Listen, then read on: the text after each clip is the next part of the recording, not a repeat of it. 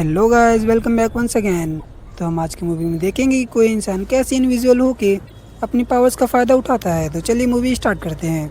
Movie की starting में एक जंगल में बसा घर दिखाया जाता है, जहाँ पे हम एक सिसिलिया नाम की लेडी को देखते हैं, जो कि आधी रात में उठ के अपने बेड के नीचे बैठ के एक दवाई लेके बैठी होती है। दरअसल ये दवाई लोगों को गहरी नींद में सुलाने के लिए होती है। तभी हमें पता चलता है कि सिसिलिया यहाँ अपने बॉयफ्रेंड के साथ, जिसका नाम एट्री है, उसके साथ रहती है। सिसिलिया का बॉयफ्रेंड यानी कि एट्रिक एक इंजीनियर और एक बिजनेसमैन दोनों हैं, और वो एक बहुत ही अमीर इंसान होता है। पर उसके अंदर एक कमी थी, उसको बहुत ज़्यादा जल्दी गुस्सा आ जाता था, जो चीज़ की सिसिलिया को बिल्कुल ही पसंद नहीं थी। और वो सिसिलिया को अपने घर में एक बंदी की तरह रखता था, और इसलिए सिसिलिया उसे नींद की गोली दे के यहाँ से निकलना चाहती थी। सिसिलिया जैसे ही वहाँ से भागने की कोशिश करती है, तभी वहाँ पे एक डॉग आ जाता है, जो कि कार से टकरा जाता है, जिसकी वजह से कार का हॉर्न बजने लगता है, जिसको सुनते हुए सिसिलिया वहाँ से तुरंत जल्दी जल्दी भागने लगती है। जैसे ही सिसिलिया घर की दीवार को फलांग कर उस साइड जाती है, वैसे ही घर की लाइटें जल जाती है, जिससे हमें पता चल जाता है कि एट्रिक उड़ चुका है। पर अब क्योंकि सिसिलिया अपने घर से बाहर आ चुकी थी, वो मेन रोड पे पहुंच जाती है, जहाँ पे उसकी बहन उसकी कार में वेट कर रही थी। सिसिलिया तुरंत कार में बैठ जाती है, तभी वहाँ पे एट्रिक आ जाता है, जो कि उनकी कार के ऊपर हमला करता है। पर फिर भी सिसिलिया की बहन कार ड्राइव करके वहाँ से निकल जाती है। तभी एट्रिक को दवाई दिखती है, जिस दवाई की वजह से उसको गहरी नींद आई थी। इसके बाद सीन शिफ्ट होता है, जहाँ पे हम सिसिलिया को देखते हैं, जो कि अपने घर नहीं गई थी, बल्कि अपने एक दोस्त के घर गई थी, जिसका नाम जेम्स होता है। जेम्स दरअसल एक डिटेक्टिव था। हम सिसिलिया को देखते हैं, जिसके अंदर इतना ज़्यादा डर था कि वो घर से बाहर तक नहीं निकलती थी। ऐसे ही कुछ हफ्ते बीत जाते हैं, जहाँ पे सिसिलिया की बहन आती है और सिसिलिया को बताती है कि तुम्हारे हस्बैंड ने सुसाइड कर लिया है, जिसको सुन के सिसिलिया बहुत ज़्यादा शॉक्ड रह जाती है, और अपनी बहन और अपने दोस्त से बात करते हुए बताती है कि उसके पास ना तो पैसे की कमी थी और ना किसी चीज़ की, तो वो सुसाइड क्यों करेगा। मैं भी उसके साथ बंदी बन के रहा करती थी, जो कि वो चाहता था, पर उसे मुझसे बच्चा चाहिए था, पर मैं बार बार दवाई खा लेती थी, जिसकी वजह से मैं प्रेग्नेंट नहीं हो पाती थी। इसके कुछ दिनों बाद सिसिलिया पहली बार घर से बाहर निकलती है, जहाँ पे उसे फ्रीडम फील होता है, क्योंकि उसे अब पता था कि उसका हस्बैंड अब मारा जा चुका है, तो उसे अब उससे कोई खतरा नहीं है। ऐसे ही एक दिन जेम्स सिसिलिया को एक लेटर देता है, जिसको देख के सिसिलिया हैरान हो जाती है, क्योंकि सिसिलिया ने किसी को यहाँ का एड्रेस नहीं दिया था। ये लेटर दरअसल एट्रिक के भाई का होता है, जो कि उसका वकील भी होता है। इसको पढ़ने के बाद सिसिलिया एट्रिक के भाई से मिलने के लिए उसके पास जाती है। वहाँ पे जाने के बाद एट्रिक का भाई उसे बताता है कि एट्रिक ने तुम्हारे नाम पे $50 लाख किए हैं, जो कि आपको थोड़ी थोड़ी रकम करके हर महीने मिला करेंगे, जो कि 5-6 साल बाद पूरे हो जाएंगे, और आप उन पूरे $50 लाख की मालकिन हो जाएंगी। और साथ ही में उन्होंने आपको उनकी सारी प्रॉपर्टी आपके नाम भी कर दी है। इसके बाद एट्रिक का भाई सिसिलिया से एक पेपर पे साइन भी करवा लेता है। इसके बाद सिसिलिया वापस अपने दोस्त जेम्स के घर आ जाती है। इस बार हम जेम्स की बेटी को भी देखते हैं, जिसका नाम सिडनी होता है, जो कि एक बहुत ही बड़े कॉलेज में जाना चाहती है, पर उसकी फ़ीस बहुत ही ज़्यादा है, जो कि जेम्स अफोर्ड नहीं कर पाता। इन सभी चीज़ों को देखते हुए सिसिलिया उससे कहती है कि कोई टेंशन की बात नहीं है, मैं तुम्हारी बहन सिडनी की फ़ीस भर दिया करूँगी। इसकी वजह से जेम्स की बहन सिडनी बहुत ज़्यादा खुश हो जाती है और सिसिलिया को गले लगा लेती है।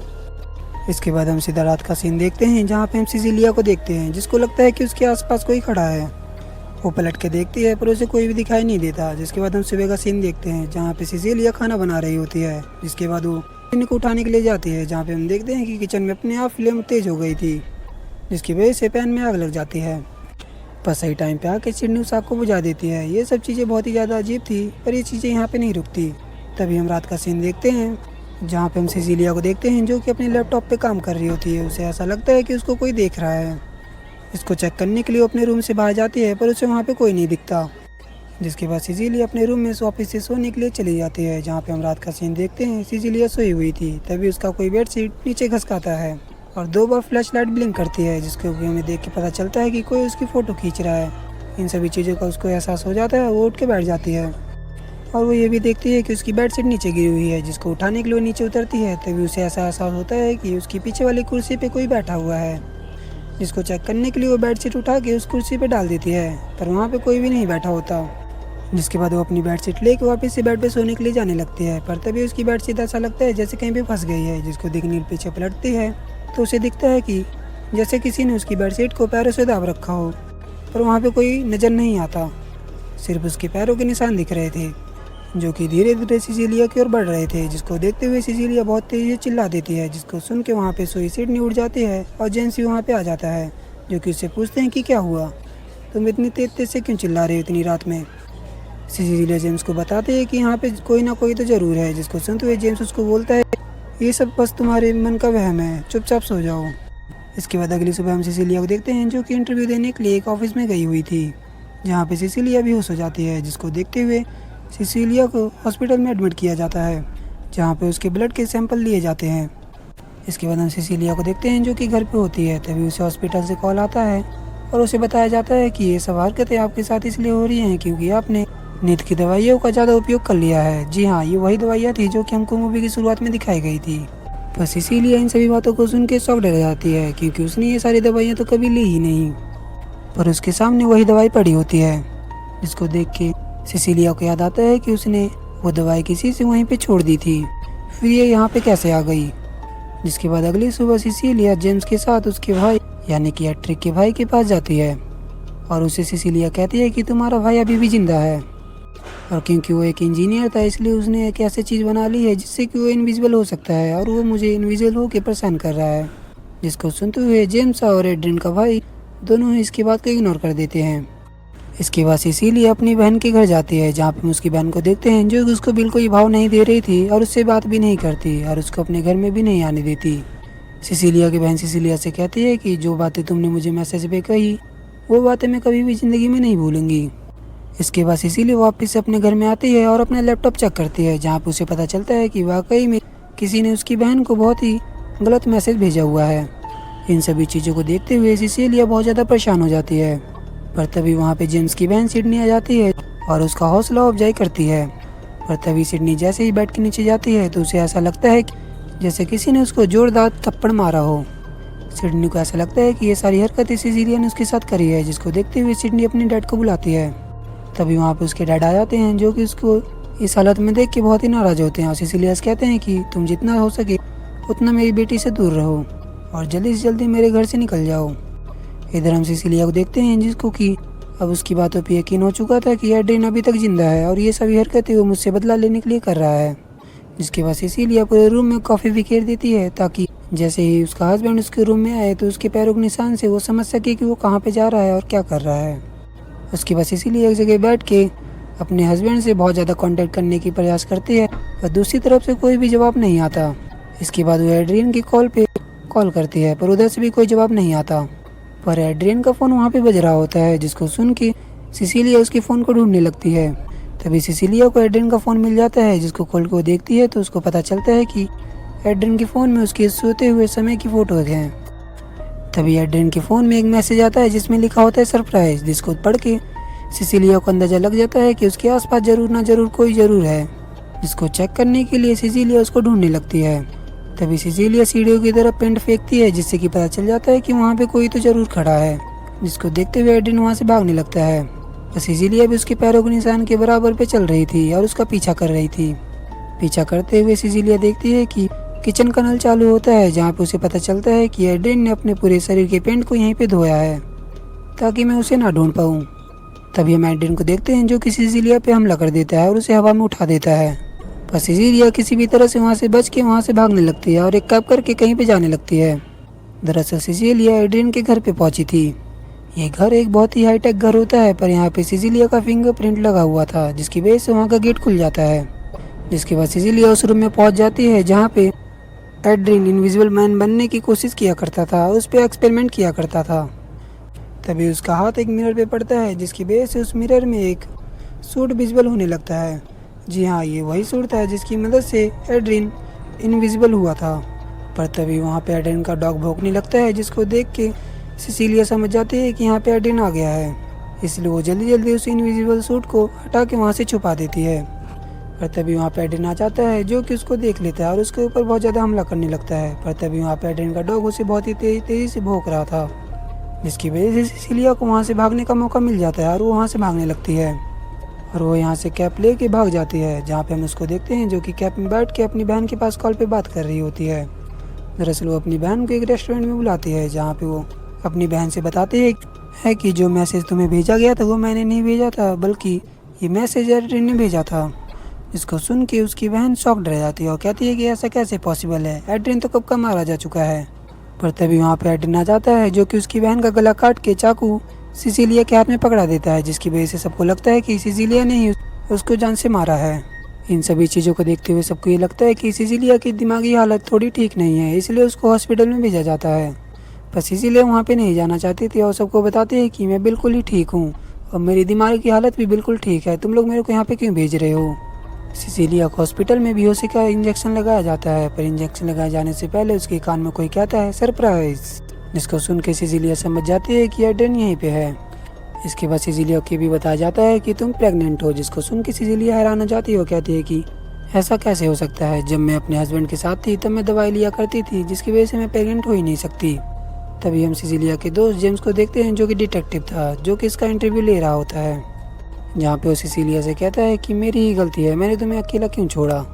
तभी सिसिलिया जेम्स से कहती है कि ये सारी हरकतें एडेन कर रहा है, बल्कि मैं नहीं, और मैं इस बात को साबित करके रहूँगी।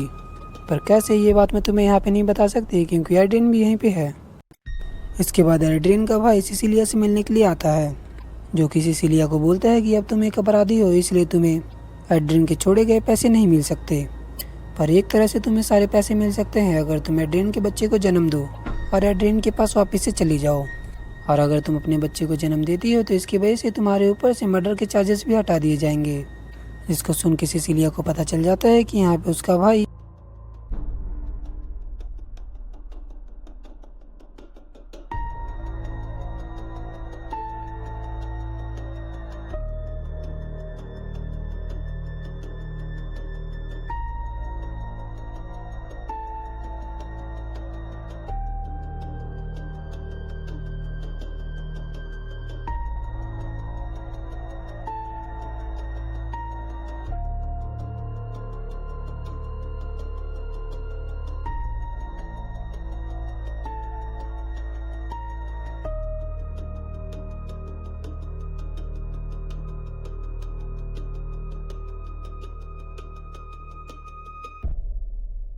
हैं, जो कि उस चोरी किए गए पेन से अपने हाथ में लकीर खींच रही होती है और कहती है कि ना तो मैं बचूंगी ना तुम्हारा बच्चा।